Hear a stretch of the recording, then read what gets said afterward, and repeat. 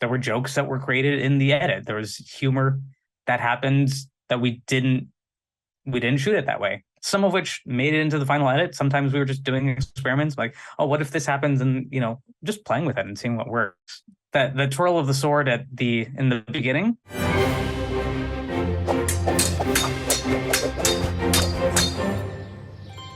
That didn't go there. The whole beginning of that fight was re-edited because there was this sequence at the beginning where we were introducing the characters. They bow to the Duchess.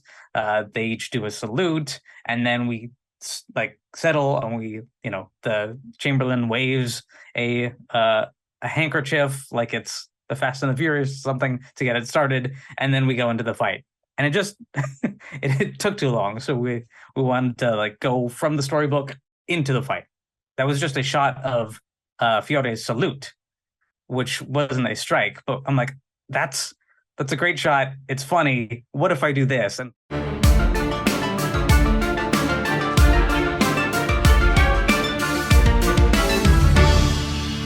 this is Action Talks, and today I have Gedaly Guberek. He's an actor and a filmmaker, and he has an upcoming action comedy film called Flower of Battle, which he created with his brother Ruben. So very excited to talk to Gedaly because he loves comedy, he loves action. He's a man after my heart. So thank you for joining us on Action Talks, and I'm excited to talk to you. Very pleased to be here after having seen so many episodes with people who have been very influential and inspiring to my journey. So I'm grateful to be included. Well, full disclosure, this is not the first time I've interviewed Gedaly for Action Talks. We have a full other interview, which unfortunately I messed up on the recording, but I think that means that now we can do an even better interview. So Gedaly was one of the earlier guests on the podcast because you and I talk very regularly because I think that maybe there's, at least for me, I'm going to speak for myself, there's a little bit of therapy in talking to people who do action comedy. It might sound snooty, but people who understand and can do this stuff, it's very nice to talk to people like you. So thank you. Likewise, because there's not a lot of people who are doing it. That's it. So, when I come across people like you, I've been following your stuff for a long time, and it's just like that. Why can't more people do that? Yeah, it's a good question, and we'll get into that. I remember when we met, it was at Comic-Con, and I think I was doing a panel, and I think you just came up to me, and I think you knew who I was, and you told me about your Kung Fu comedy, which was Kung Fu Cook? Burgled. Yeah, Burgled. Oh, Burgled, excuse me. It was Burgled. And this is something that I think everybody should realize, is that not that I'm anybody, but if you were to approach someone of a very high standing, for example, like a director or whatever, or a celebrity, and if you actually kind of have a fun idea, something cool that they're interested in, they will listen to you. And me personally, being somebody who's always seeking action comedy out, the minute you said, yeah, I do action comedy also, I jumped at it, and we've been friends ever since. It's funny because when I was making Burgled, it's difficult to communicate like a martial arts comedy to people who don't necessarily know that or aren't watching it all the time. So when I was making that, I would show people rope-a-dope. I'm like, this is what I'm after. So you're the guy, you're, action comedy big brother. So paving the way for others to do more of the same. I appreciate that. I mean, I'm inspired by the greats. What inspires you, though? I mean, when you're making something like Burgled, was there comedy that you watched as a kid growing up? I mean, I grew up watching both classic Hollywood comedians like Charlie Chaplin, the Marx Brothers, Buster Keaton, Mr. Bean, Jackie Chan, Jerry Lewis, and all of these people who are making very physical comedies. And I like that a lot. It's very different. It's just the universality of it. you don't need to understand what people are saying sometimes, at least with Charlie Chaplin, like there's no dialogue. It's just the language of the body, which everyone can understand, and I like that accessibility. And then of course the action of it with Jackie Chan, his philosophy for a lot of his comedy stuff is like a lot of action, but not much violence.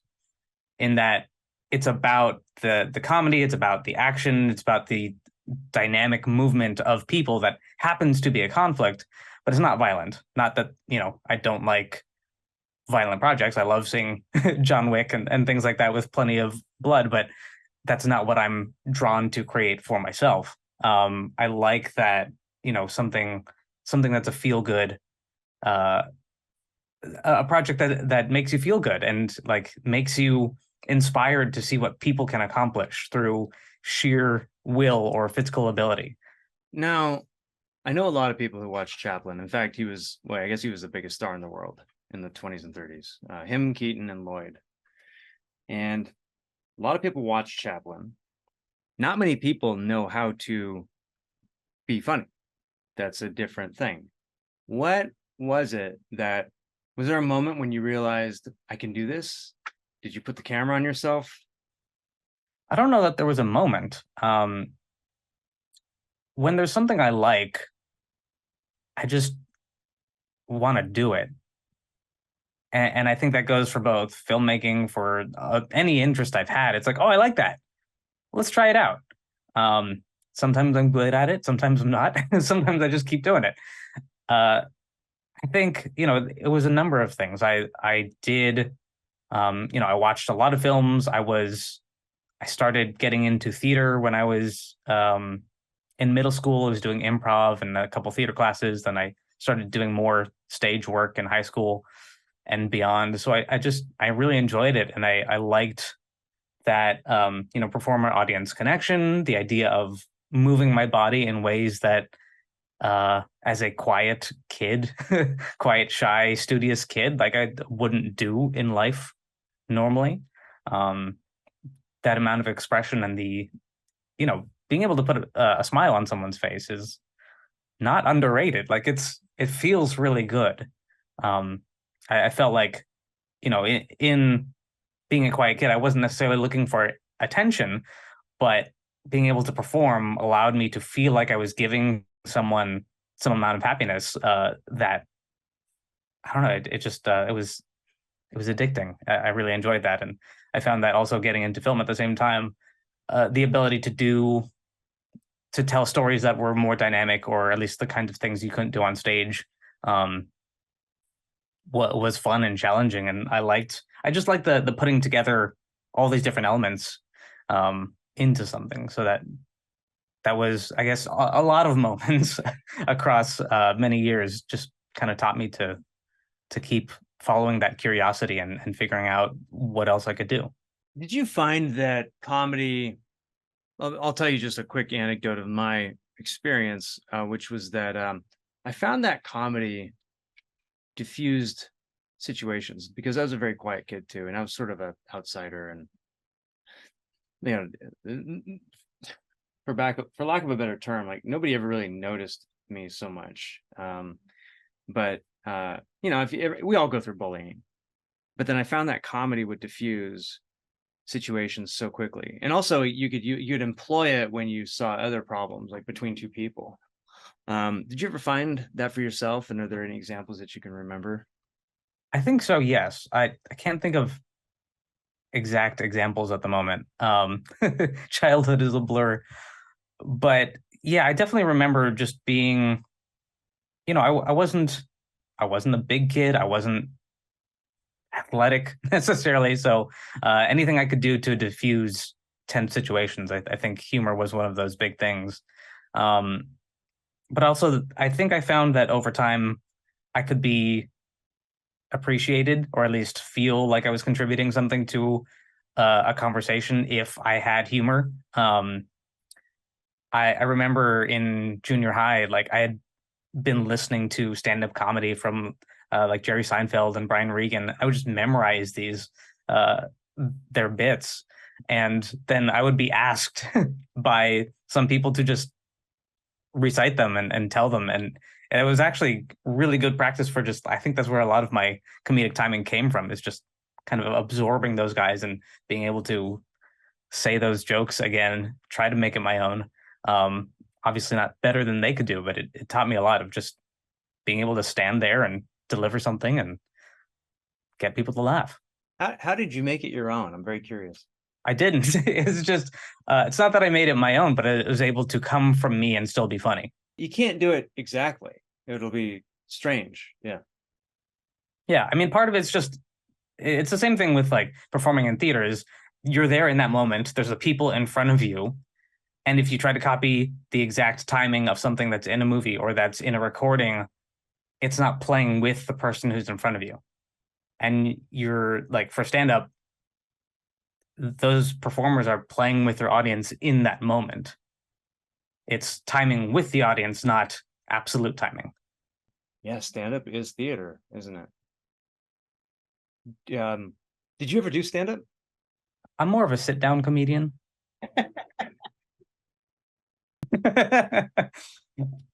I haven't. I've been a few friends have encouraged me to do so. I haven't felt the need or the desire to do that in addition to all of the many other things.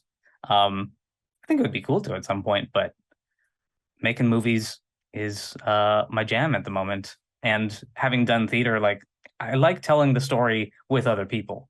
I guess that's one of the things that appeals to me most about both theater and filmmaking is like just get a group of people together and let's make something together. Um, Anything that is on my own, I can do, but I don't want to as much. So when you make a film like Flower of Battle, and you bring a team together, you mentioned that you work with your brother Ruben. What is the collaboration process for you, and what do you like? What do you want from people around you, and what's your goal there? Sure. I mean, for Flower of Battle, it was extraordinarily collaborative the whole way through. Ruben and I heard about this idea of a real historical figure, and we just started riffing. We're like, oh, that's funny. What if he said that? What if he's like this?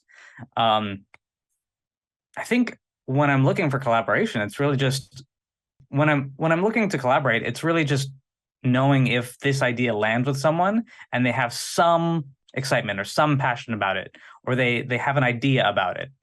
Um, there's one thing to just hire someone who will do a job, but a collaborator is someone who is going to bounce ideas back and forth, and through that collaboration, something better comes out of it than what I could do on my own. And things happen faster too. Like I've written things on my own, but when I'm writing with Ruben, we're bouncing ideas, we're improving, ideas happen faster in a collaboration.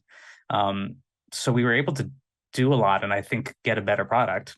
And it wasn't just us, because as soon as we had an idea and a script and like something that we thought was moving in a good direction, we went to some trusted friends who said, hey, we think you'll understand what we're doing, first of all, and also give us feedback. What do you think on it? And so we'd send them a draft on the script. We get some great feedback from people. We'd come back, we'd keep going. And then after a couple rounds of that, we did a full a reading, just gathered a bunch of friends and we read it over Zoom and got feedback that way. And all this, that energy of the virtual room of people saying, oh, that would be cool, or I didn't quite understand this. And all of that was incredibly valuable and would never have come had it just been one person at the keyboard for any amount of time.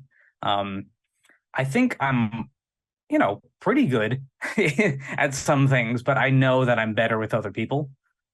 I think it would be silly for me to assume that I'm some sort of genius at anything, because everything is for the audience. It's like it happens with collaboration with other artists, and then at the end it happens in collaboration with the audience. So I just think that's the best way to make entertainment. Can you talk more about collaborating with your brother? I'm an only child, so I've never had the benefit or the difficulty, I guess, of collaborating with a sibling. What's that like for you guys, and what's the whole process like? I mean, we hear stories of like the Coen brothers finishing each other's sentences. Is that a little bit romantic, perhaps? I don't know. I don't think so. I mean, we work well together. It's, I think I lucked out in a lot of ways. No, I definitely lucked out in a lot of ways to have someone in the family who we're on the same page about a lot of things. Like we're both filmmakers, we both write, we both have similar taste in movies. Not everything's exactly the same and we don't agree on everything, but also part of that is if I say an idea that I'm really passionate about, he'll say, I don't get it. So that makes, yeah. And it's not just that like he's brutally honest, but like that's what kind of the first audience member for certain ideas, having someone else there. But yeah, he's honest in that because he wants to get it, and if he doesn't like it, he's not going to want it in the project because we're both doing it. And I'm grateful for that too because I've talked to a number of other fellow creatives and friends who are like, oh, I could never do that with my brother or my sister. And not everyone has the kind of relationships with their sibling that where you can work together or collaborate on creative projects. So luck of the draw, I guess. I assume he's a firstborn since his name is Ruben. I'm the older one, actually. Oh, yeah. Sorry. What roles do you guys fill when working together? So I would say, I mean, the writing part, we're very, back and forth with. He's a capable director on his own and has directed, other shorts and a feature. He has edited things on his own. So there's a lot of crossover. He's not an actor though. So for Flower Battle, I was one of the lead characters. Or I guess the lead character. So when it comes to being on set, he is the one behind the camera calling action. We prep together everything, as far as like directing and talking with our production, our designers and things like that. But when it's on set, technically he is directing because I'm in front of the camera. There were like 2 shots that I wasn't in that I technically directed just because they were more technical in nature, or a stunt or a costume gag or something, where he's like, here's a monitor, go. But I was on screen the whole time. So on set, it's like we treated him as, if you have a directing question, go to him. But then, we're that only was possible because we had so much prep time ahead of time to figure out what do we want, what's going. So it's just like, I'm here, I'm acting. And then again, in post-production, we edited together. So he's a capable editor. I feel like I can edit. So we both split those duties as well and went back and forth. And I took some scenes, he took some scenes, and we gave notes on each other and we swapped and kept working on it. And then, he's also a capable producer as well. I think he's better at the admin, keeping all that stuff together side of things, whereas I have other skills like color grading and VFX that I applied here as well. So, we split it up as best we can and figure it out. You talked earlier about, and I want to get into more of the behind the scenes of Flower Battle, but you mentioned something about reading the audience. So when you're making a film, there's no audience in front of you. Is there an audience in your head, though, that you're anticipating responding to certain jokes and certain lines that you're writing, that you're performing? It is different than theater, but I think part of it, like, I think in general, a director's job is to be the first audience member and always figure out like what is the experience of someone watching this moment, this scene, seeing that image, and then figuring out somehow to put it all together.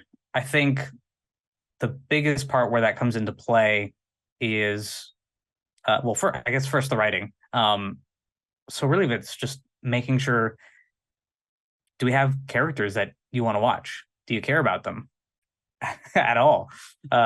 Is it a world that I, as an audience member, want to get into? And seeing, knowing the types of projects that I love, um, trying to make something that makes me feel the same way that those things do. Things like Three Musketeers or Zorro or The Princess Bride or The Court Jester. It's like, do the images I'm seeing, or do the images in my head as I write them, like, does it kind of make me feel like that? And I think that's actually something I learned a lot through this entire process on Flower Battle, is really trying to be aware of, like, how does this make me feel? Because you can have any number of intellectual ideas about what works, but if it doesn't conjure some emotional experience, it's not as good of filmmaking as it could be, I think. So a lot of it was that, and then once all production is done, we are putting the puzzle pieces together in post production. Then the editing is where that really takes shape. Of I am the audience member as the director and editor, play through a scene, like, oh, can there be a little, if that moment is a little tighter, does the joke land better? Do I lean in a little bit more if there's more space? And yeah, it's really just, I think, putting myself in the audience's shoes, because I'm making this movie for people like me who like those movies. Part of it's trying to be objective enough in my emotional experience and not go, I did this, so I think it's good, but really saying, like, okay, is this emotionally effective? Do I lean in? Is that funny? Does it make me laugh? And then, of course, not solely relying on that, but also getting feedback from other opinions that we trust. You mentioned films like Three Musketeers and Princess Bride, and a lot of the comedy in films like that and the swashbuckling genre as a whole, at least before 2000, I guess, a lot of the jokes are very physical. There's not, I mean, from what I remember, there are not many jokes told with editing in swashbuckling. At best, you'll have a shot reverse shot of a dialogue, and that might be a joke. But a lot of the physical gags are accomplished with just performance. Is that how you approached comedy when doing Flower Battle? Like, are you thinking, how do we make this work for the shot? Or are you thinking, let's get a bunch of footage and then edit it together and see what combination of shots will work as a joke? I think both. Most of the humor that we planned was in the script, I think. Lines that were funny, situations that were funny. But there's only so much we can plan. On the day, performances just turned out funnier than we thought, or other moments turned out to have some comedy in them that we didn't necessarily expect. And then, of course, there's comedy that was in the script that just didn't work when we shot it, based on planning that we didn't do, or just, no one's fault. It's just, it didn't read in the way we thought while reading it or saying it aloud. And then in the edit, there were moments that there were jokes that were created in the edit. There was humor that happened that we didn't shoot it that way. Some of which made it into the final edit. Sometimes we were just doing experiments, like, oh, what if this happens? And just playing with it and seeing what works. That the twirl of the sword in the beginning.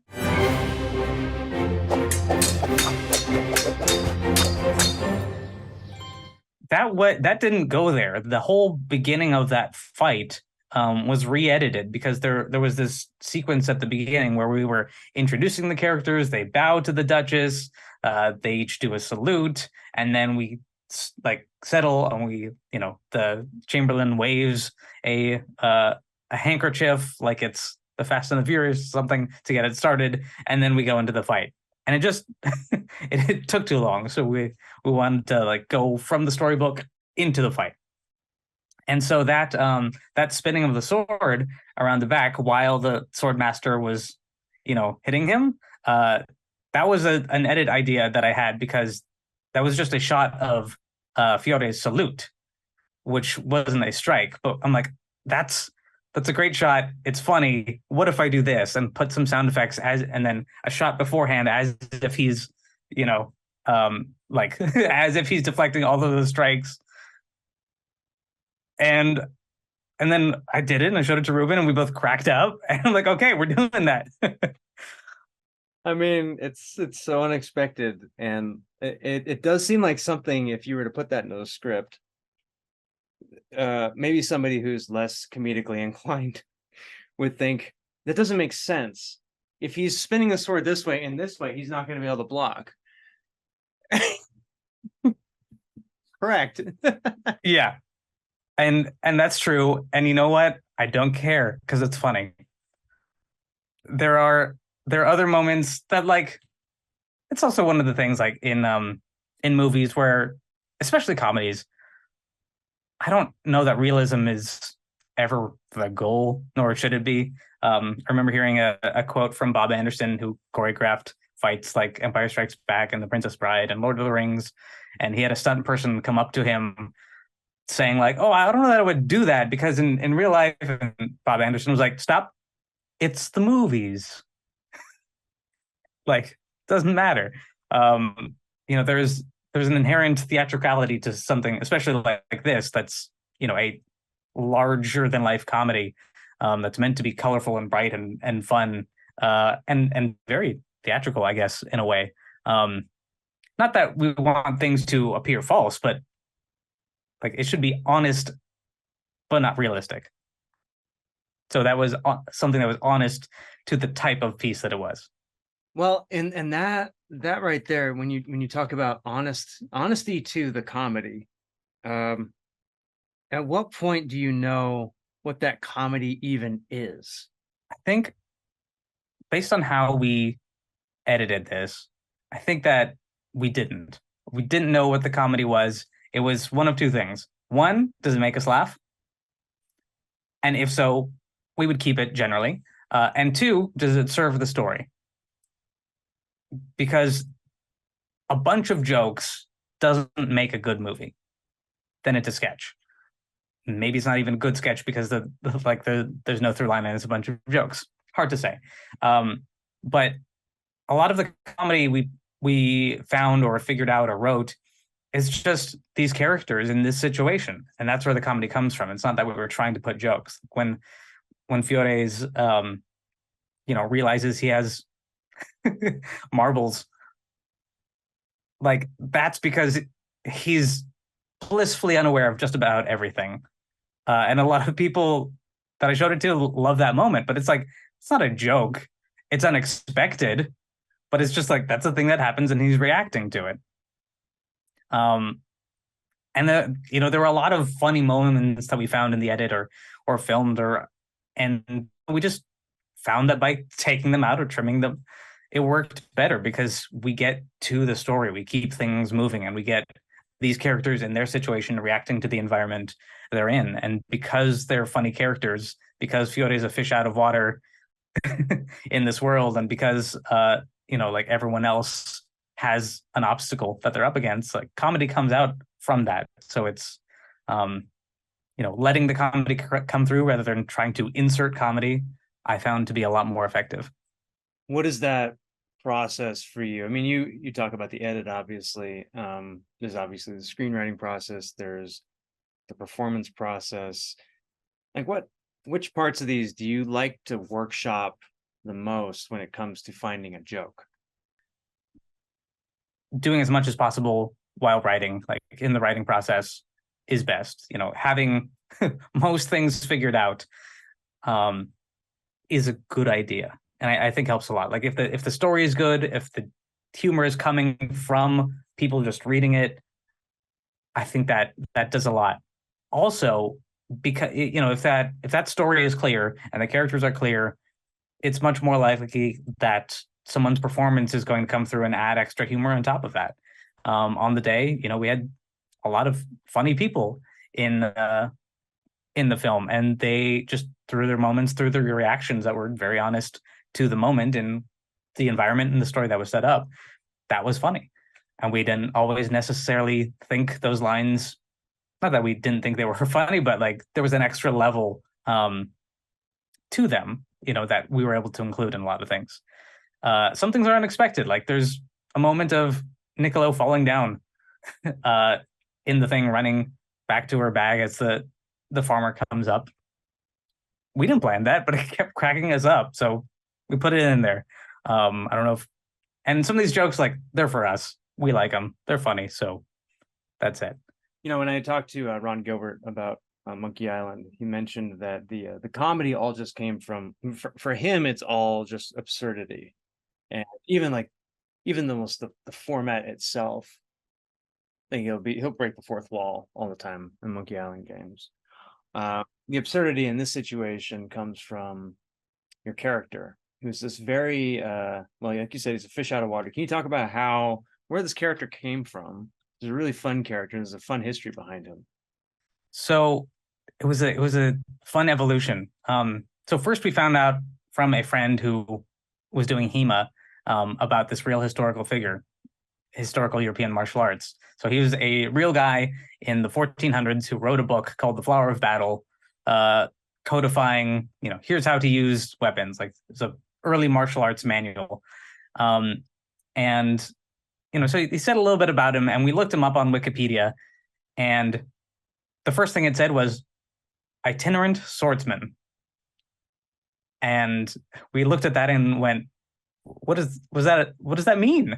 Is he just going around the Italian countryside looking for a job as a swordsman? Because that's funny. And so we just kind of like started improvising. I was like, who is this character? Why is he doing that? And it's like, okay, he must be kind of he must be very confident, first of all, like, and he must be very skilled.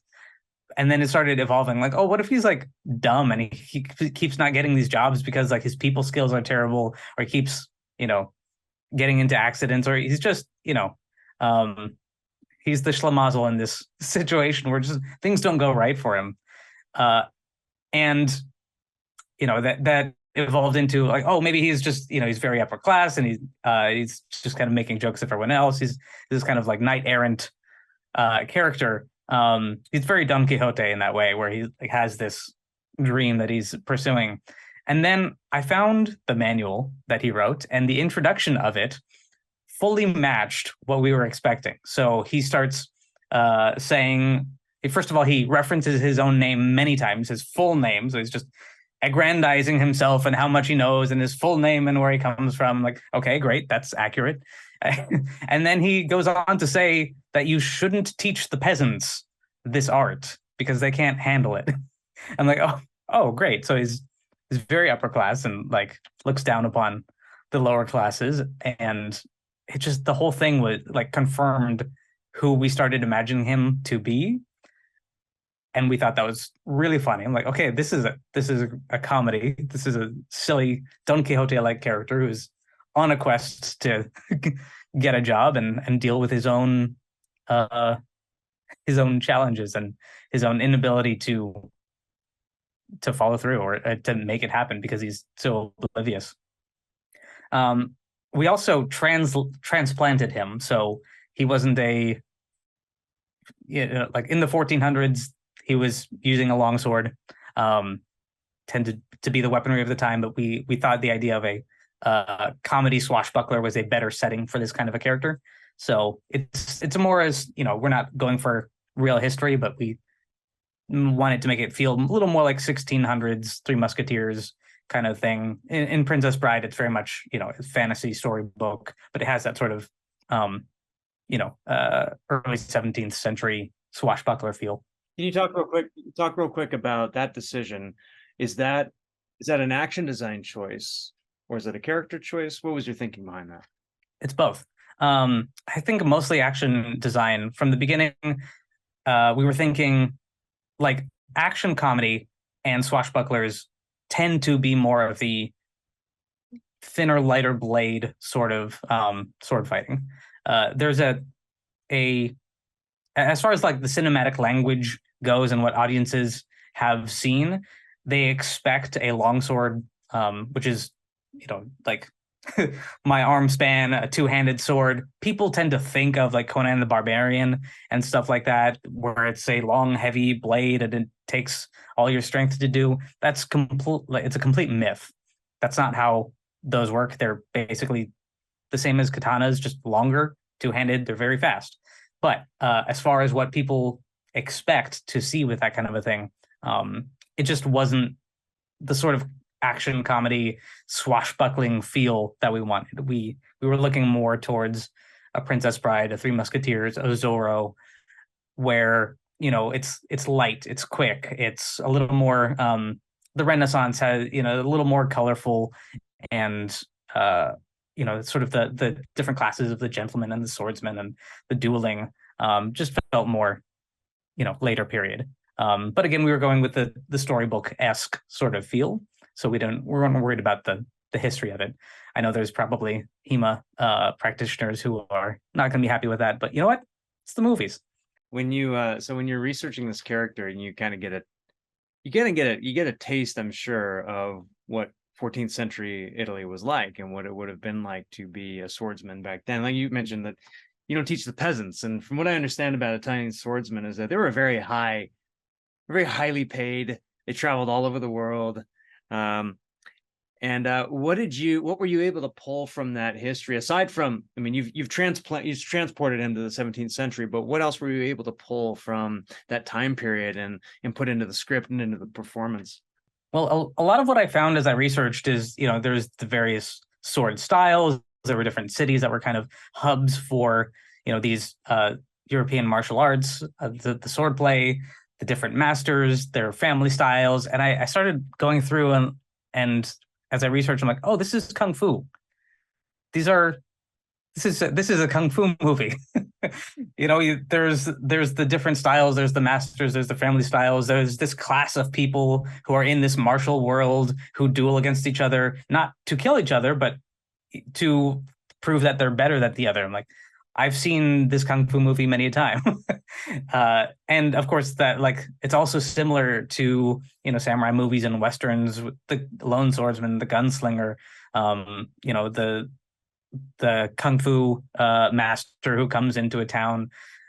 It's all that. I'm like, oh, this is all just one thing. It's just the same story transplanted across different stories and times. And that really helped me latch on to what this is and what this world could be, because it felt so familiar. Like I know Kung Fu movies, I know Westerns and samurai movies. I wasn't as familiar with Renaissance or 14th century, like Middle Ages Italy. But the more I dug in, I'm like, oh yeah, it's just the same thing across the world. That's cool. And just seeing that the same it was the same trials and tribulations, the same people arguing about styles, the fact that there was diversity in movement and thought about who these people are, the amount of weapons they used. And also what was really interesting to me is just digging into the history of it. Is like there's a lot more that we don't see in movies of like what these sword styles did. Like I mentioned with the longsword being thought of as a big, heavy, slow weapon, being a myth, but also there's more to the use of like the side sword and the rapier that we tend not to see in movies, because a lot of that sword style that we see today had come from fencing that was adapted to screen fighting rather than from real historical things. Not saying that we used all these real historical items in our choreography, but it definitely informed us in a way, just like there's more options out there than what we've seen before. And then, of course, we're going with the more swashbuckling style. So it's a little more of the traditional fencing kind of a thing, but we felt more free to adapt from different sources. It's like, okay, this is a little more Kung Fu, or this is a little more something else. Just let's throw it in because we can, and it's fun, and it looks cool. Yeah, I mean, there's definitely a value to kind of sinking in with what the audience is expecting from a swashbuckler, because you get kind of the opposite type of portrayal in something like Ridley Scott's Duelists, right, where there's a major attempt, from what I know, to make it as realistic to the time period as possible, and also make the danger as realistic as possible, right? That's just a very different kind of movie. And so as an action designer, clearly you've got your eye on the comedy to start with. And so what elements of the martial arts of swordplay are you gravitating towards versus away from with these kill shots and whatnot, right?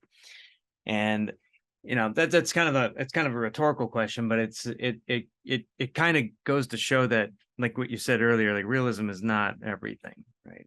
You don't have to be totally realistic, but you can kind of introduce these little surprises, like you said, things that we didn't know, we didn't think about. I mean, there were a number of moves in the first fight that were a little more wushu that we were playing with just to see what we could do, because especially for that where Fiore's got the upper hand, he's winning, he's overconfident, he wants to show off for the court. Like, we can do these twirls and kind of things, and the point is that like that serves the story because that's what he's trying to do. He's trying to show off how good he is. It's again with the kung fu movies is like it's not always, especially like classic Shaw Brothers, like these people are showing off. They're not just trying to kill each other. They're trying to prove that they're better than the other. So these types of moves are just the same as doing the flips or the high kicks or crazy animal style movements to show your opponent what kind of knowledge you have. And I liked that aspect of it. Yeah. I just liked being able to play with that kind of a thing. And then of course, showing how masterful Fiore is, like when he goes up against the thugs, is that disarm that he does at the end. Also very kung fu sort of. I mean, we lifted that from Jet Li's Fearless. Like I've seen that fight so many times with Anthony DeLongis as Jet Li's opponent. I'm like, that's cool. Let's throw that in there, or at least something like it, because just showing how good Fiore is also highlights the comedy of like he wins or like he beats other people, but he doesn't really win. Like he's so good, and yet things don't work out for him because of other reasons. So it kind of helped that comedy and the character. Like he's good, but what is he applying that skill toward?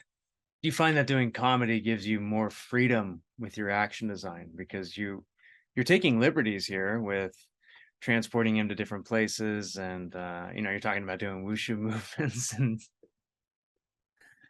I think, especially with something that's meant to be larger and storybook-esque, I like larger movements. It tends to, like, large physical expressions tend to feel better in comedy because it's a little more, you're free to be over the top. If Burgled was realistic, it would, be a man with a gun coming in to rob someone else, and it would be over in like 5 seconds. There would be no reason for them to do kung fu.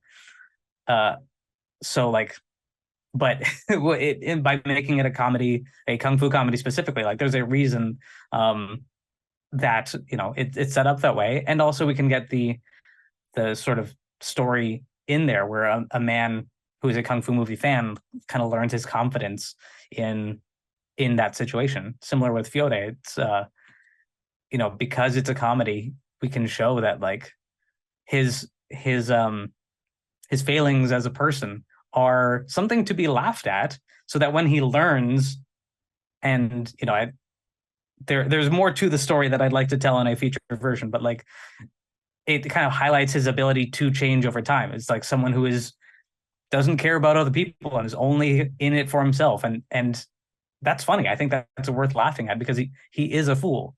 He's likable in a lot of ways, but like he's foolish. So that as he starts to think, oh, maybe I can't help this person who's my apprentice, and maybe later in the story, if he is able to come around and help other people, I think it's more impactful. You can get on someone's side if you can laugh at them or laugh with them. I think it's an underrated ability for stories to take us on that emotional journey by being able to laugh first, so that the emotional impact is increased, or at least maybe we don't expect it. Like if you like City Lights, for example, with Chaplin, like it's a comedy, but because we're laughing at him, his situation, laughing with him, we totally understand his journey. We're with him as he's going through this life that is ridiculous and hard. So by the end, when we get to the emotional payoff at the end, like I cry when I watch that movie because it hits so hard. I'm so with him because of the humor. If that was just a straight up drama, I would never be with him in that same way. So I think comedy really disarms an audience in a way, at least me when I'm watching. It's disarming so that I'm able to open my heart to these characters in the situation. And it's something I really admire about projects like that. And I'd love to be able to do that kind of thing. And you said something interesting about laughing with a character and at a character. How can you do both of those things at the same time? Maybe they're, I don't know. I mean, when we're laughing with someone, it's usually because we identify with something that they're doing. Um, if you see someone on screen early in a movie and you see them going about their life and they accidentally break something and they're trying to cover it up, we're laughing with them because like, oh, I know what it feels like to have messed up and not wanting to admit it. And we're kind of putting ourselves in their person's shoes, and we like them for that. We see someone who's imperfect. And I think when we're laughing at them, it's a matter of like, I'm glad that's not me. I think that's maybe taking it a little further. So I don't know that it's both at the same time, but moments throughout a story, I think that helps. I don't know, just different ways of seeing a character on screen experience things that we either have or are afraid of. But I think that that's the genius of someone like Chaplin or Groucho or Harpo, is that on the one hand, they are playing the fool, and on the other hand, they're guiding you to the conclusion that they want you to go to, right? Where they are using themselves as the fall guy, and yet the story is told through their eyes. And that's actually a very novel way of telling a story, because if you were to take a double act, for example, the double act is like you have the one guy who tells the story, so you're supposed to see the story through his eyes, and then there's the fall guy who sort of is the brunt of the jokes. So it's like those two things are in the double act, where yeah, you're laughing with this guy and at this guy, but at some point somebody had this bright idea of just playing both roles and directing the humor at themselves. And that's what I see with Chaplin, with Jerry Lewis, where you see this buffoon, and also Bean, where maybe the average person looks at these people and they look at Bean, for example, and they say, he's just an idiot. He's such an idiot, right? And when you you realize that Bean has orchestrated, Rowan Atkinson has orchestrated this entire thing to make you think that way. He's sort of sitting behind the scenes going like, yeah, I'm sorry you think that way, almost, but like, yes and no. I think that that's just the genius of those performers, and that's something that in what I view, when you talk about Rope-a-Dope, for example, like that's a kind of comedy that I really value, where, hey, you've been through this, you get bullied and you kind of tired of being the brunt of the joke, but then it's like, well, if you can be the brunt of the joke and direct where the story's going, then you kind of get, two for the price of one.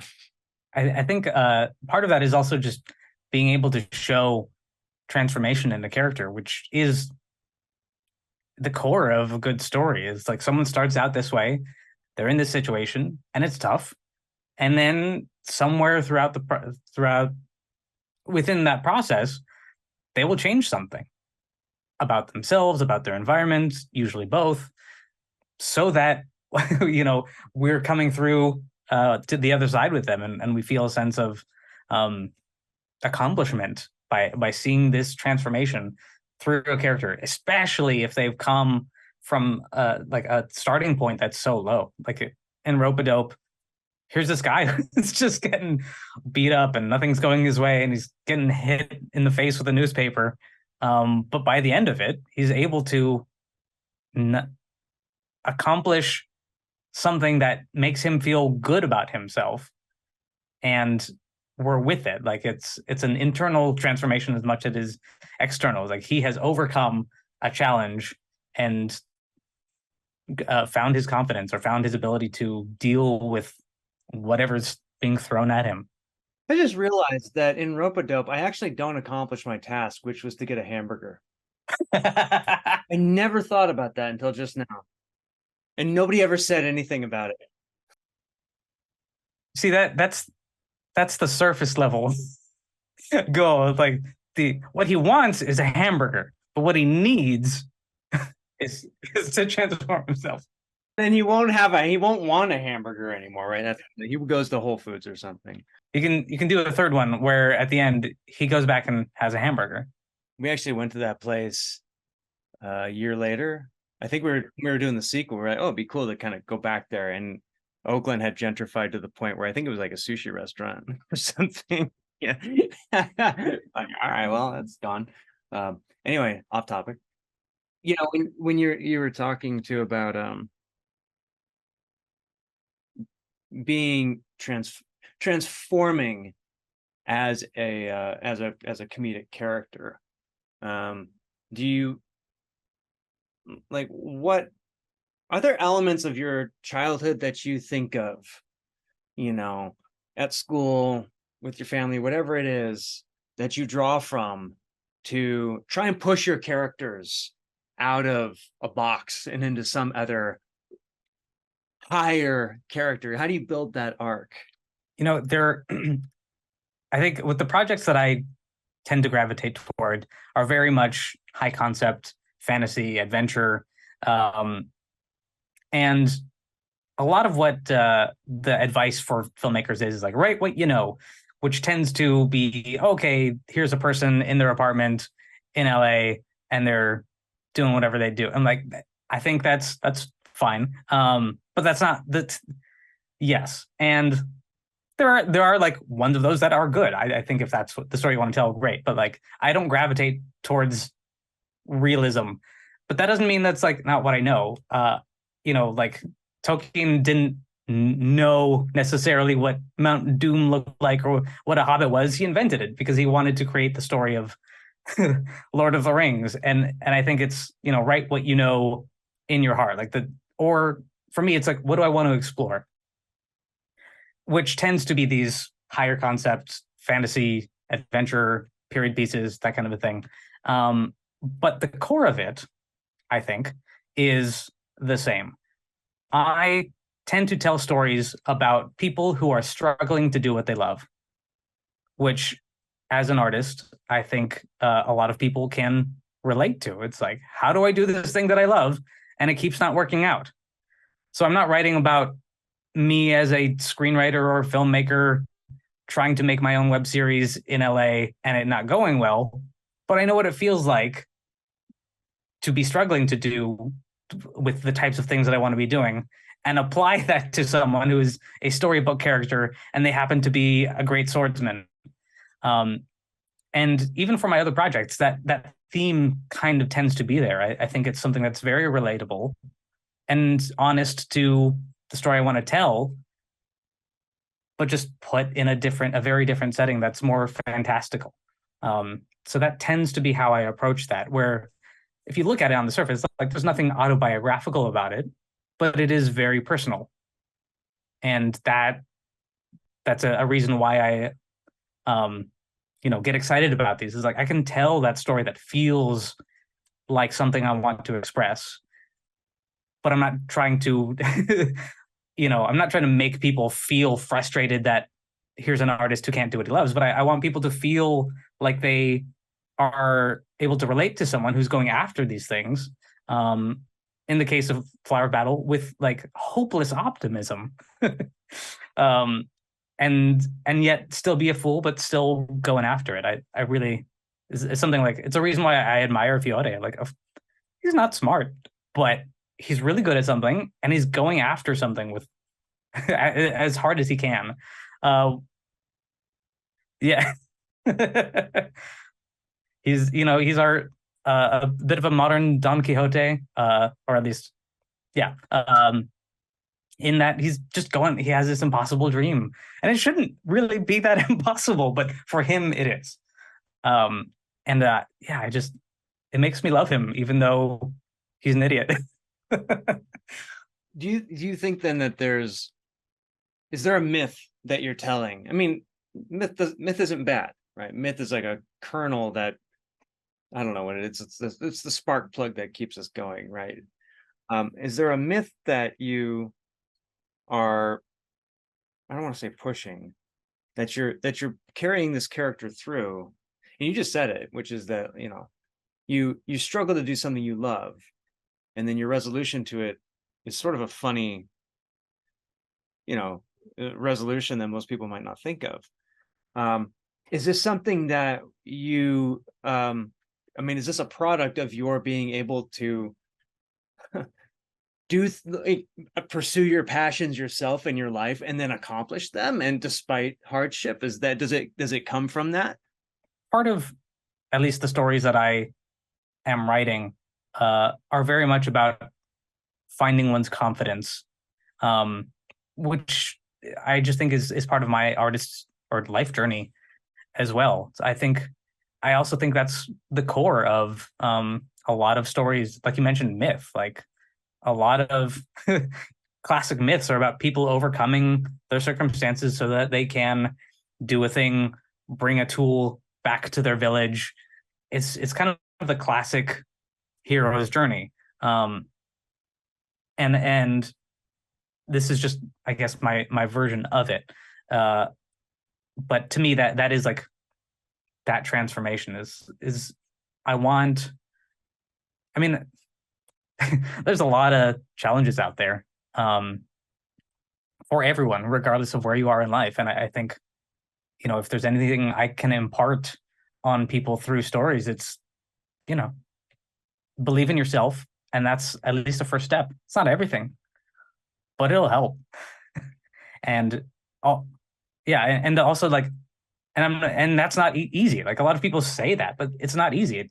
It takes a whole movie to get to that point for these characters when we're telling it in movie form. And so I think that journey is impactful and helpful, and certainly stories that I've been drawn to have that element of it, in that even if they're comedies, things like a Drunken Master 2, or a number of like a Once Upon a Time in China pieces of it, or Chaplin movies, where the story isn't like, hey, do this thing and it's an easy solution, but people are slowly learning to trust their own gifts, to trust themselves, to trust their own journey, and sometimes going through hell to get there. Like, it's not because they're better, smarter, faster, stronger, but they don't give up. And eventually they find that spark of confidence to succeed. And I think that's a universal story that is both very appealing to me, and in these situations, I find to be a good kernel of a theme where it's like, it's not just a silly comedy, but I I wanted to have that message in there. It's also hard to argue with. When you say that, somebody finds their confidence, I've known guys who find their confidence when they realize that they're much stronger and bigger than other people and can kind of throw them around. And then they become very confident that they can throw people around. And you could almost argue that there's like an element of hero's journey that's very Greek, that sort of rests on this idea that, if a character can sort of realize his superior qualities to the people around him, he can do anything. And yet, when you see something like Marx Brothers, Chaplin, and Flower of Battle, it's sort of turned on its head, where it's almost like what is it? Is it like it is kind of a Don Quixote, like you said, but how would you describe that journey and that kind of storytelling? Because you're kind of an anti-hero in a way. It's kind of an anti-hero's journey. Where does that come from? I mean, for you, is there an element of yourself that you bring into that? I think part of it is, being an underdog. It's like telling the underdog story is appealing to me.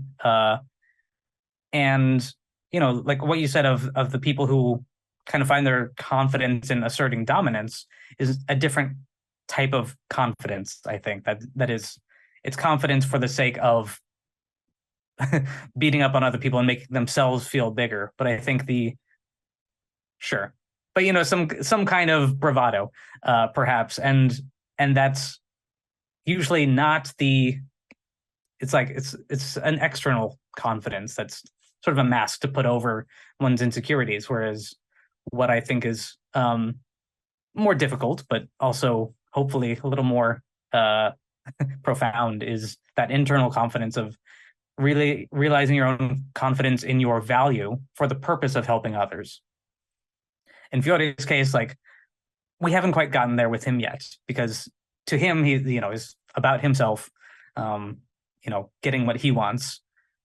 Over the course of a feature film, we can explore him actually learning to help others and put aside his own things. But in this, we're like starting to inch toward that. But it's overall, it's like telling an underdog story.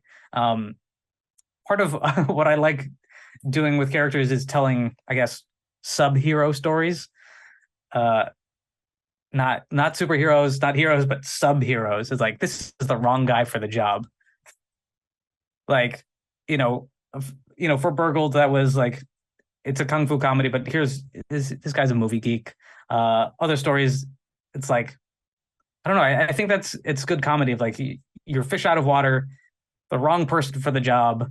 Obviously, there are, wrong man type dramas even that Hitchcock did, but like something like when Ron Atkinson did Johnny English, it's like, oh, we're supposed to have James Bond, but he's not available, so they got Johnny English, and now he has to do it.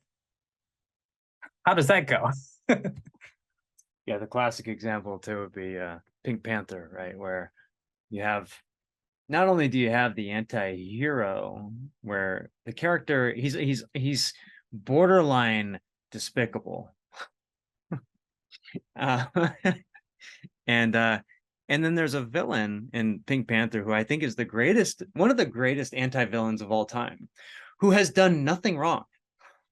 Dreyfus, his sin is that he has realized that there is a fraud and that he's going to destroy everything.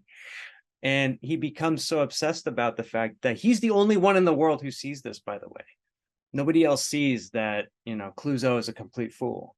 Everybody sort of reveres the guy because of his rank and his and the kind of bureaucratic French police system, apparently.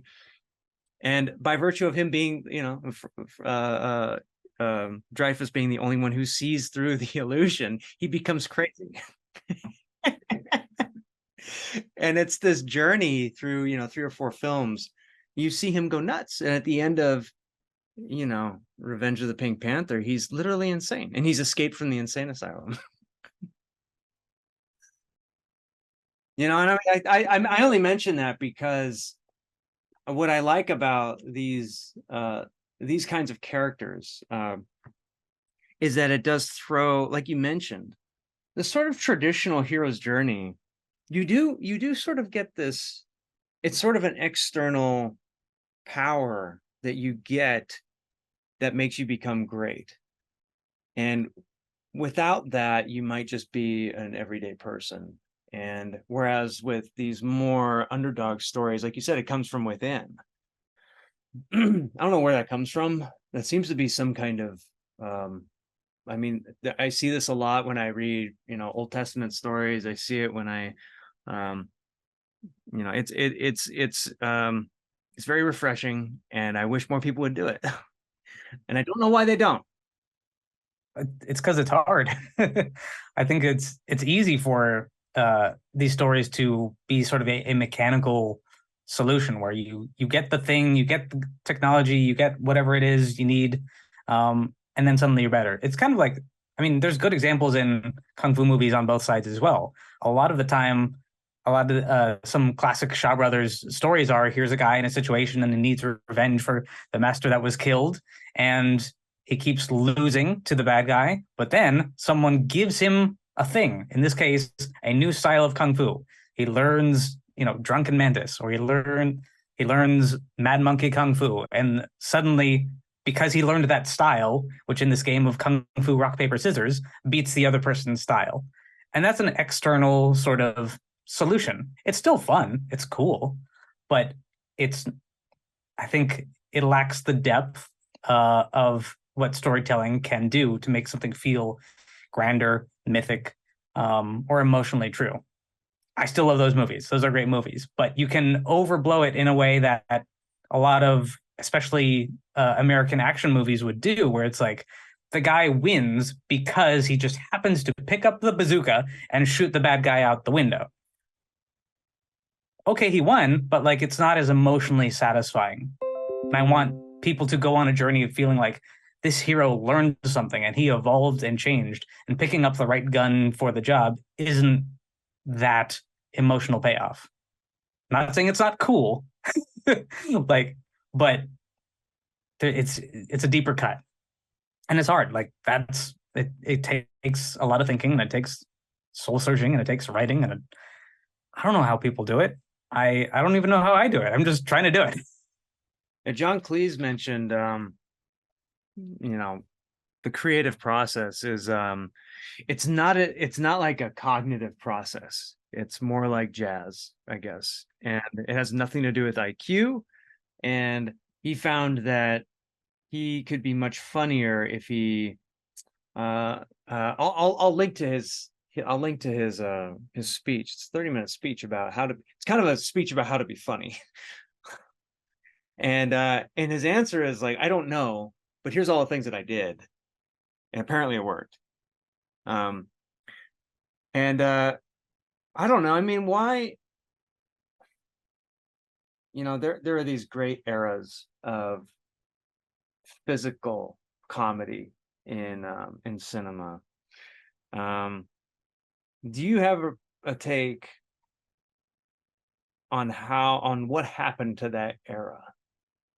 I think part of it is the traditions of where the performance comes from.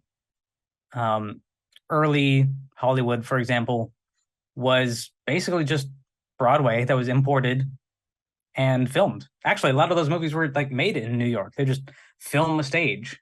So early movies were just filming performances and then adapting certain things that you could do for film, but that the performers were stage performers. And so the directors knew they were in service of that performance, of the full body shots, of the people who could already do incredible things. And we see the same thing with kung fu cinema, where people come from opera and they're physical performers, and we're mostly hanging back and filming that in wide shots. These are happening in different eras, but it's the same sort of performance, like stage performance coming to being recorded, essentially. And as things evolve over time, people realize the power of what the camera can do. Some can do both, but I think when you are able to rely fully on the camera, you don't necessarily need someone to be able to perform those things. You can do a little more of an impressionistic view over what's happening and still communicate the same end result. It may not look the same or feel the same, but you can at least communicate that, oh, this person is a amazing fighter because we're in a close-up and they threw a big punch, and we understand now that they're a big fighter and they're strong, but we don't see actual skills in a wide shot over a long take. And I think, there's nothing inherently wrong with that. But because people can get away with it and it's easier to produce to some degree, some productions rely on that more. It allows you to put a headliner on your act too, who's a better face, for example. Whereas maybe with these physical guys and females who were just gifted, maybe they weren't as, maybe their face wasn't quite as perfect as the producer wanted, and they found a perfect face, and this person couldn't really do much, but with filmmaking they can hide it.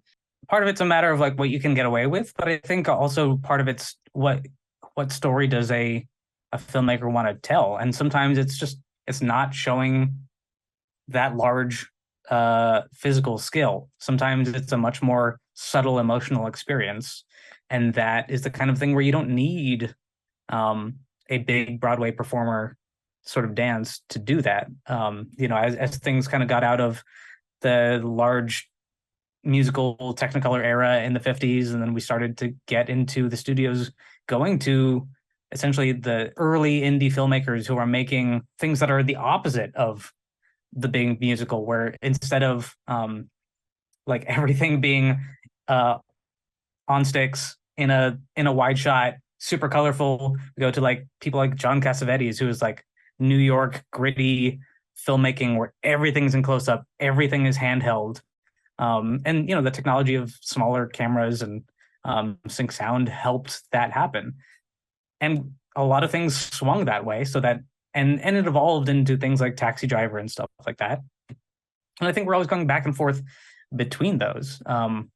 They're different styles, but because one allows you to have the star who isn't necessarily as skilled of a dancer or a fighter or any number of these things, you can get away with that. I think the innovation on either side comes from artists who do their own thing and make it happen. I don't think that's I don't think it's a studio deciding this is better or we don't like that kind of a thing. It just takes a lot of uphill work from some artist that has the vision, like this is how we show this story in the best way possible, to show other people what's possible. You mentioned that there's a going back and forth. I'm waiting for it to go back. But you do see some of it with Tom Cruise now, who's 60, doing a 30-year-old person's job. Yeah. And I always wonder, yeah, well, hey, it's all we got now. Good for him. In a sense. I mean, he's able to demand it. Like it's cool to see, he's using his star power to say, we're spending extra time on this. We're going to make this really cool and do as much as we can in a way that feels impactful. And that's cool to see. Not everyone has that sort of ability. And it's cool to see, all the directors that have come out of 8711 and just like, we know how to shoot action. We're going to do it. And it's going to be really good because we understand that process and they know how to shoot it. They know how to talk to the performers to make it happen. And it's like the results they're getting, I think, speak for themselves in that these things take skill. And if you apply a team and patience and the work towards it, really great results are possible. And I don't think that's ever like going to be given to a filmmaker. I think the especially in studio filmmaking, it's like, okay, make something that's it's going to be expensive, but as cheap as you can with these with this large budget and as quickly as possible so that we can make money sooner. There's a good deal of pushback that needs to happen, or you had to have a project that has made the studio a certain amount of money so that they can trust you to do your own thing.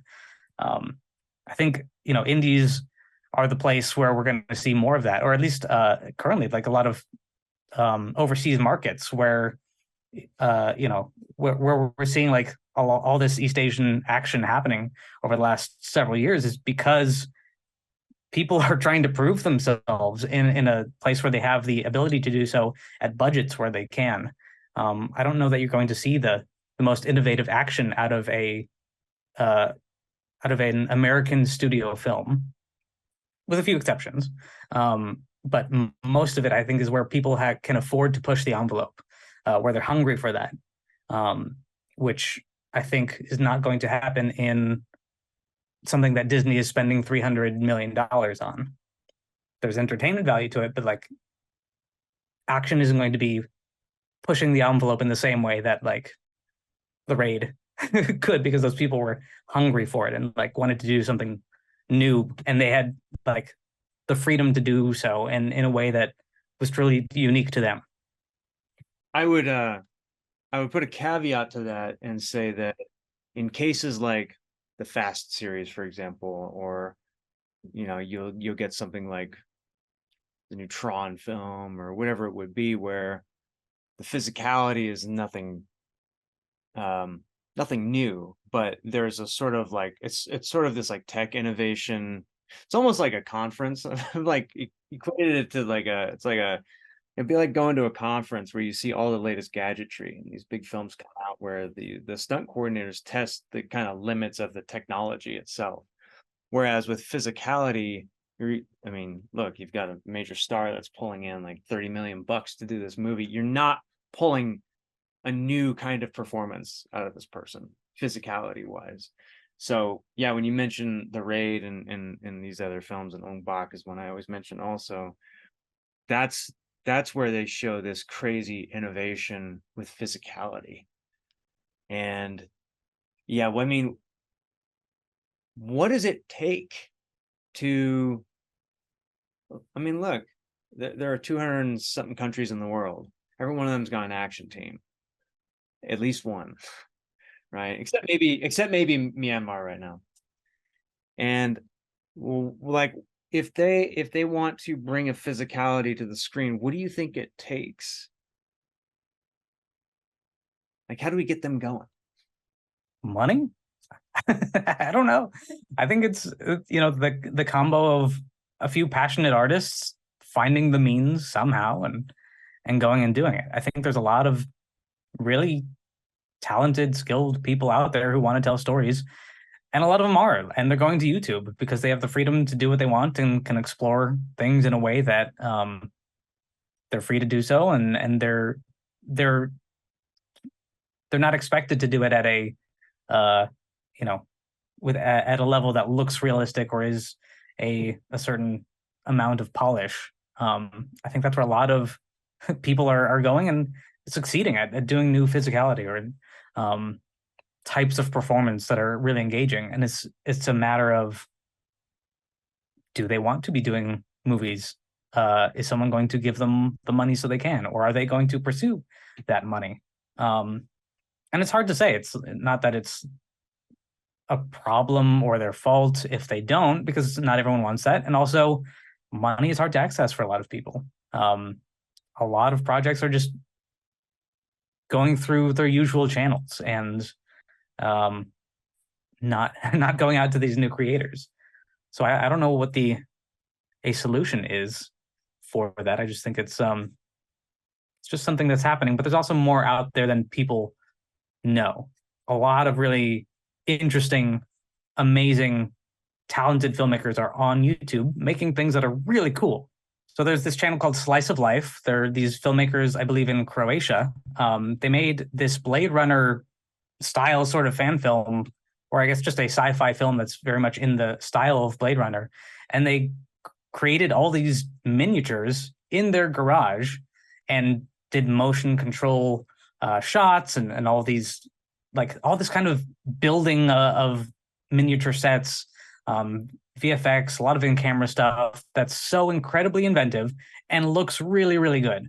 Like, this is top quality level stuff, the types of things that ILM and Weta has been doing.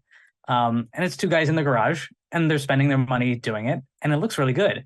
And they've got, so they did that. There are all these behind the scenes stuff on it. And I'm watching it going, that is incredible. Like the ingenuity, the creativity, the work that they've put into it. They've got another trailer on there for an absurd looking comedy that I cannot wait to see called Splashback, that's on their channel. And it's like, this is the weird kind of comedy, or that's too small for the studios to want to be involved with, but for indie creators, that's where so much creativity lives, and I can't wait to see what they do next. And there's tons of those people out there, doing these, some small, some big, at least very big for them, style projects that I wish I had a lot of money so I could just give to them. It's like, keep doing that. Let's figure out how to do more of this and get the world to see it. But until then, I'll like, and I will subscribe, and I will comment and share where I can. But yeah, there's just so many people doing really great stuff out there. We were talking about like Tom Cruise, obviously John Wick, Brad Pitt, and Bullet Train. Brad Pitt's he's a great physical comedian, and he's a comedic action star, and has been for 20 something years. And when I think about physical action stars, all I can think of are a bunch of guys who are over 50, And I'm wondering, like, at least in Hollywood and on TV, and I'm wondering, like, what the hell is wrong with our generation? I'm getting up there. It's not really my generation anymore, but the younger generation, why don't they want to be out there being goofballs and doing physical stuff? Is this a cultural shift? Is this just, is it not cool to do that anymore? Are we old fashioned, Gedaly? I think they are, and I think they're doing it on YouTube, Instagram, and TikTok. The means of distribution have changed enough and become unfriendly enough where it's a slog to try to get someone at a studio to try to notice you. But if you can get 100 million people to like your thing on TikTok, why do you need a studio?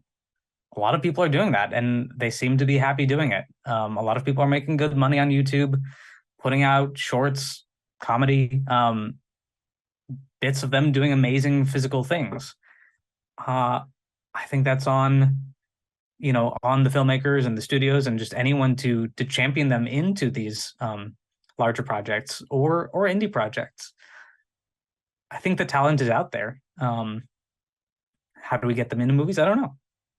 I think there's also a bit of an unfair bias against people who are doing this. I've heard from friends who, when they said they were making content on YouTube or a YouTuber, a studio executive was like, "Oh, you're one of them." And there's this very, like this ivory tower sort of mentality for some people who are like, "No, we make television. This is real entertainment." And like, it's just another medium. Get with the program. There are so many avenues. There's so many channels for putting out entertainment now. One is not better than the other inherently. Some may have more money, or a certain studio may say like, we're going to make more money if we're releasing through this channel. Legitimate business concern, but there's no reason to limit yourself to thinking one is better than the other. There's so many avenues now for individuals to put out what they want when they want. Any deal that they get to work with someone else needs to be good. It's got to be a project they believe in. It's got to be something they could share in the success of, something they're motivated to share. Some people are doing this together where they'll do collaborations on YouTube or Instagram, and they're doing their own indie intimate size collaboration. Okay, there's these two channels or these two people. I don't know if that's enough and that pays your bills and allows you to do what you want. Great. But let me push back. As a studio head, then, if I'm in the business of making long form content with transformative stories, for example, and let's say I've done comedies and I've done funny shows and they've gotten great ratings. And then when I hear about a YouTuber, maybe my first reaction is that, well, all you're making, yeah, fine, you're going to get some yucks, but like you mentioned earlier, maybe it's just gags without the structure of a story. Do you think that that's what's going through their mind, even though that's not always true? Obviously, Flower Battle is a story.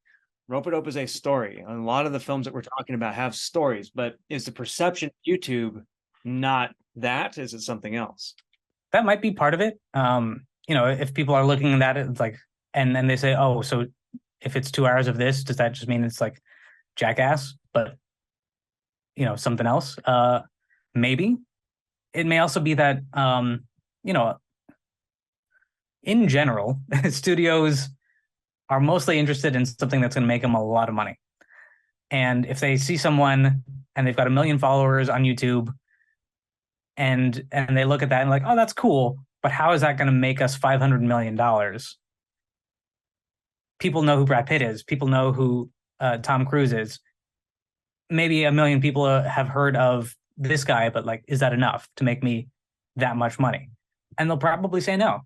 And there may be plenty of executives lower down at these studios who are saying, hey, look at these guys.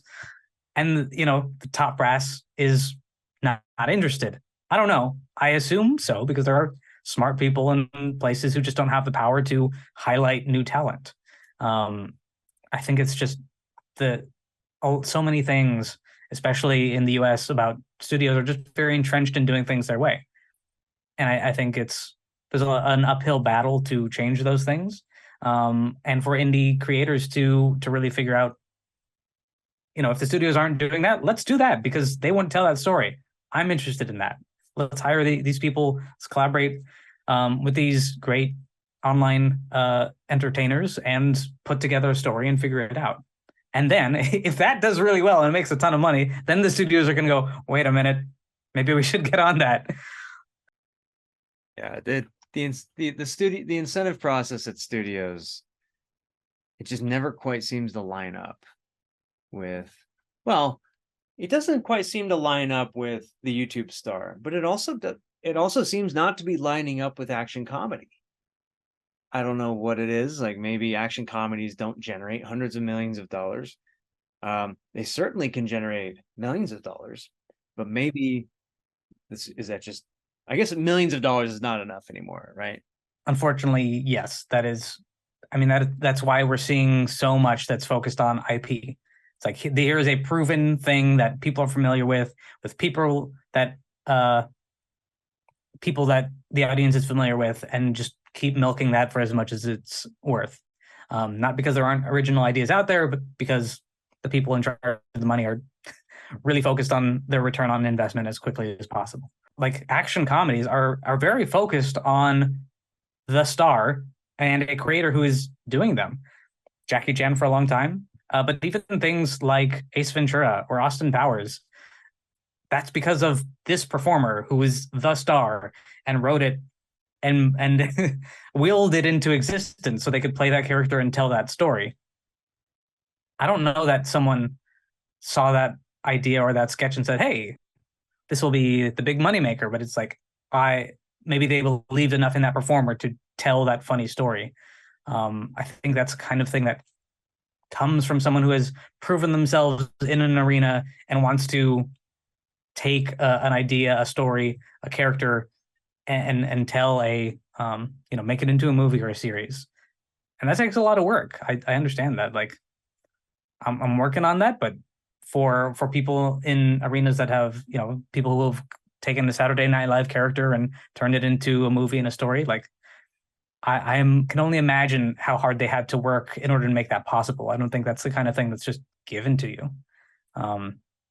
So I don't want to say that like it's just a studio saying no, but like it takes, there's a lot that goes into that kind of a thing. Austin Powers is an interesting example because Mike Myers is pretty savvy. He kind of acts as a producer, and Jim Carrey also. So one of the things I think that we have to, and obviously Tom Cruise being a producer of everything he does. I think that maybe, I don't know, is that what's going on, where it's only these wiser, older people who have gone through hell, and now that they're hitting 50 or 60, they realize how to make a character and how to actually sell that thing and how to push it, because it's not about, I'm sorry, I'm going to burst everybody's bubbles. I don't think it's about finding the next action star on a TV show, like a contest. I don't really believe in that stuff. I think you might find one every now and then. It seems to be more about whoever it is making the thing, whoever it is as the character is also the one who really wants to push that thing. And that's what you see with all the vaudeville actors, all the big stars. They weren't just guys that got hired off the street. Mike Myers and Jim Carrey were able to do those things because they had visibility through the shows they were on. And someone believes in them enough to be able to take that. I think now with the way studios are doing projects is that it's harder to prove oneself and then do something else. I think that the incentives may not be the same now because there are fewer bigger projects. And it's I just feel like the opportunity, especially with distribution, may not be there. Like there used to be a lot of overseas pre-sales that would happen for distribution, but now when it's with a streamer, it's just harder to get that money for one's own production company and produce that and then have it distributed by the studio. It's kind of all on its own track. So you're either going direct that route, or you're totally on your own to find your own money, and go the indie route. And there's less of an in between today, and I think that is where a lot of that challenge is that you're kind of one or the other. Is that hollowing out of the center? That's just standard, or did that come with some kind of change in the market? They talk about the loss of the mom and pop rental shops being the end of B film, for example. What's your read on how that hollowing out happened? I think a lot of that has to do with streaming. It took, its promise was that you would have more selection, more ability to watch things, and that has proven to not be the case. There are fewer choices to watch, there are fewer places to watch them, and there's plenty of projects that just aren't anywhere now. All because they had this model that they were trying to sell of like all access library, but that turns into them being silos for their own content, not sharing all movies easily. It's the kind of thing where I don't think audiences or artists are better off for it. I think it's just a matter of being able to figure out a model that's more profitable for them in the short term. I think that, direct sales, like online sales and rentals, are the answer. It's the kind of thing that isn't like as interesting or like not as hot of a topic, but it's still a huge market. It's like a $4 billion market for people who are just renting and buying movies online for digital download. Most indies rely on that. It's like, trying to get featured on the iTunes store, which isn't too difficult if you can get enough people to buy it ahead of time, do some pre-sales, do your promo, leave some reviews. All that is possible, and that's tends to be what a lot of indies are trying for. And with enough marketing, it works. But yeah, that hollowing out of the center is really just pushing all of this to the streaming model, where studios control most things, where it lives, how it makes the money, and then the payouts to artists that are just a certain cost, and not sharing in the success of a project. Jason Blum has talked about it a lot, of Blumhouse, of just how the model doesn't make sense. And, his company is disciplined enough to pretty much only make movies for $5 or $10 million.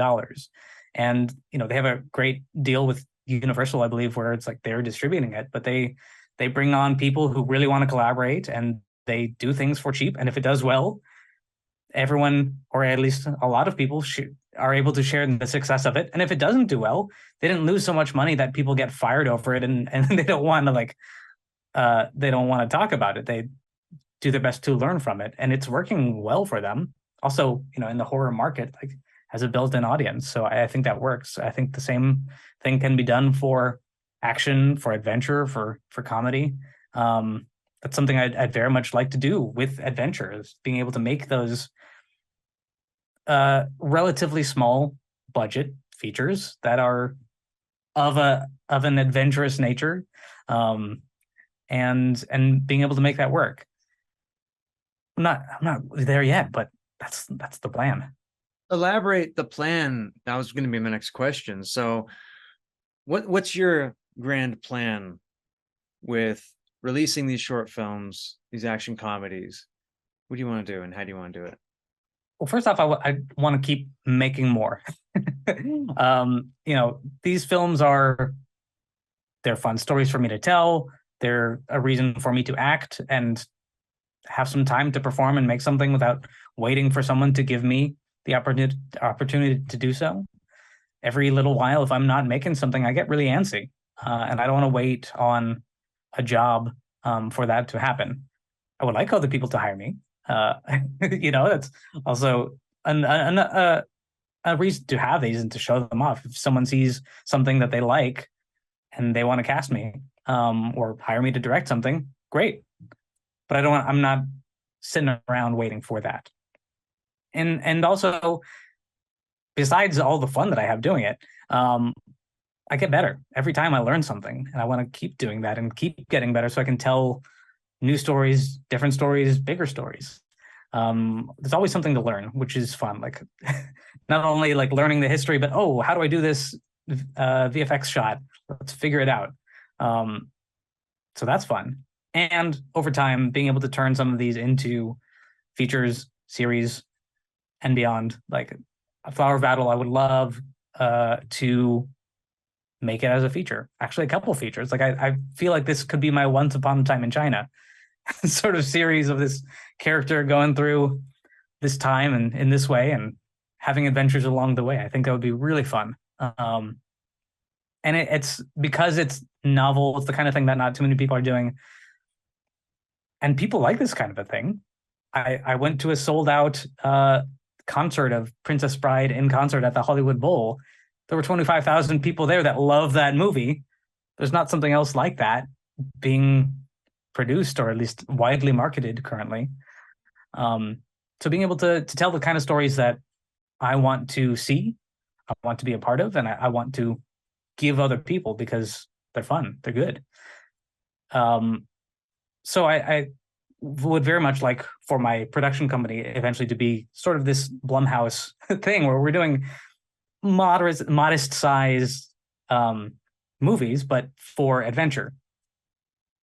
One of these days I'd also love to tackle changing the industry of how distribution happens and having some kind of ability for people to, indie movies to have a better path to distribute their things and not just through streamers and studio owned things and in the way that like Steam did for games and the App Store did for apps and phones. Like it's not that it's completely democratic, but it's an open, it's an somewhat open marketplace for independent creators to put their thing out there. And if they have something really good and or have great marketing, can pay their bills and share it with a wider audience.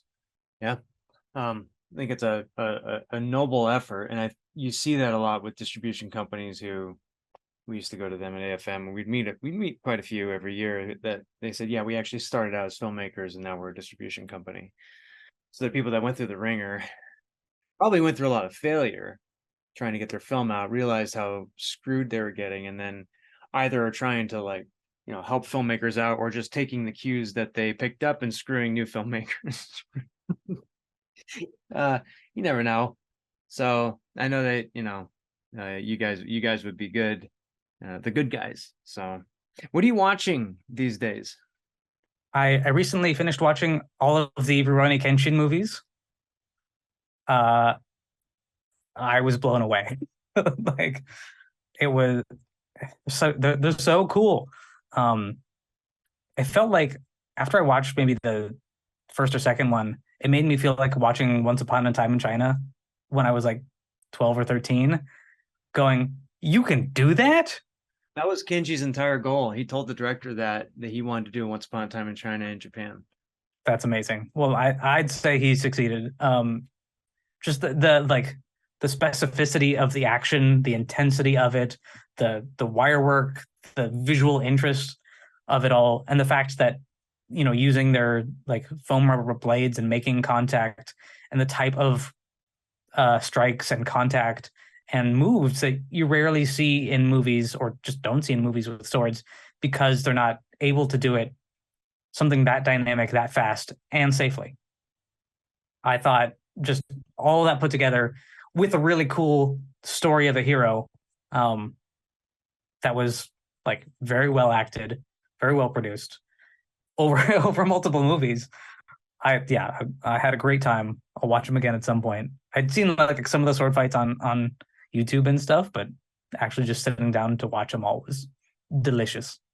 I mean, those are like cream of the crop Japanese action, sure. And they probably have the most time on those projects out of any Japanese action film to actually compose their action scenes. And even then, it's not that much time. You only get a few days to do a fight. I was still blown away to hear, like, I appreciate you asking the question of filmmakers, like, how much time did you have for that? Because for the things that I've done, I don't know how much time things take. It's like, okay, we have a day. Let's get it done today. it's really cool to see like how much time these things do take and what they're able to accomplish in that time, and also make me think like, okay, next time I do a project, what's the ideal amount of time to get something done to the next level? Can we get it done faster? Should we take more time with it? Um, we shot it in 4.5 days. So like 4 production days, and then the travel montage was just an extra couple of hours, where it's just two of us, my brother, Pierce, our DP, just hiking and getting some shots. But the rest, 4 days of production. That whole the Duchess's court was one day, and then on the trail for the next 3 days. The second fight was like over 2 half days.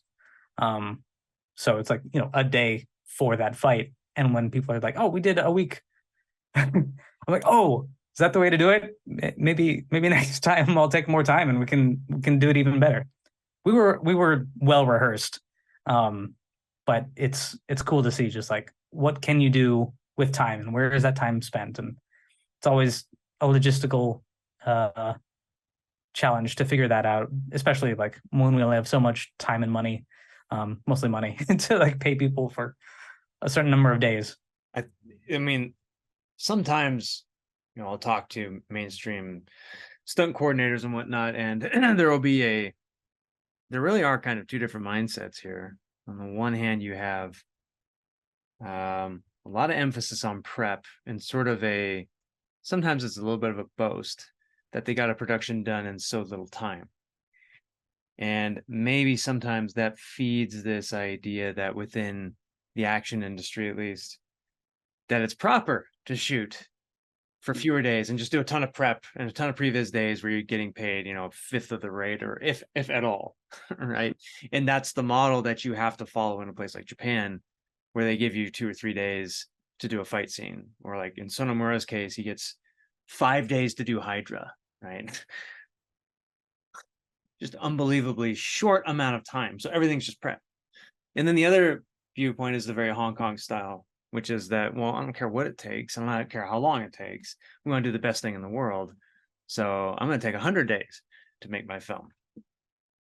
Yeah, I know I can't do that on a feature. I get that. Or on a mainstream feature anyway. But I'm going to do the best thing that's ever been seen. And of course, the risk with that is that if you do that, then perhaps a producer will come to you and say, "Great, that was awesome. Do that again, except now you have 30 days." And the production model that they have is not really cut out for that. So in a sense, there's probably no right way to do it. You're damned if you do, damned if you don't with these things, in a sense. It's always balance. I mean, I grew up doing theater, so it was very much rehearse for 6 weeks and then you go, and if there's an opening night and you do it. But there's a lot to figure out in that time, and I a lot of that makes sense to me, in that like, okay, let's get things going over time, let's get a general sense of what we're doing. It's not going to be full-time rehearsal for 6 weeks, but it's a lot of directorial prep and a couple cast rehearsals and stuff like that, just so that when you get to set, what you're saying, more or less what you're doing. For the fights, we met up over a couple of weekends and put it together. But there was also an outline of like, what are the important things that need to happen along the way. So that makes sense to me. But I also know that like the time on set is of figuring out those details to get it to the next, get it from 80% to 96% and to 99%. Those things just take time. And if you're not allowed to take more time with it, quality may suffer, but also then there's fewer chances to discover things on set, which I like as well. It's like, oh, if we do this, that might be funnier, or this actually works better within the space that we're in, to really, like in the Hong Kong style, it's like a lot of those fights are really in the environment because they're figuring out there and not in a gym with a different shape and no furniture and then put it into a room, and I really like where the action is in the environment, and more importantly, is part of the story. It's not just, okay, now they fight and now we go back to the story. I'm exploring that balance, I guess, and I hope to improve it over time, because I think that's the best action. I hope you can, because there's so many externalities when you start to bring in money and production, and Blumhouse probably intuits this, where as soon as you start bringing in more and more capital, then there's this kind of imposed structure on, well, no, you don't get to stand around and figure things out. We've got 100 people waiting for this thing, and it needs to look like $100 million. So we need all these people, and you're standing around trying to figure out which punch to throw. No, sorry, just throw the punch or move on. And so I hope that I'm curious to see how you adapt your production model to accommodate for that kind of improvisation, because that's been like my career long journey is cracking that nut. So we'll have to do a follow-up conversation, share our notes. Well, maybe I'll just hire you and you figure it out. I'll convince someone that they give me money so I can hire you, and then it'll happen, right? That's how that works. Well, Gedaly, thanks for everything. Thanks for keeping comedy alive, action comedy specifically. And where can people see Flower of Battle? Yeah, so easiest place, flowerofbattle.com, and YouTube. Follow a link from there. If you like it, let me know. If you want to see more sword fighting, give it a like, and one day it'll be a feature or a series. Who knows? Awesome, man! Congratulations, and can't wait to see what you come up with next. Likewise. Keep doing the indie action. All right, talk to you soon. Action Talks is available on YouTube, iTunes, and Spotify. Join my Telegram at t.me/Eric Jacobus. You can check out my studio at superalloyinteractive.com. My website and blog is at ericjacobus.com, and be sure to subscribe. Thank you.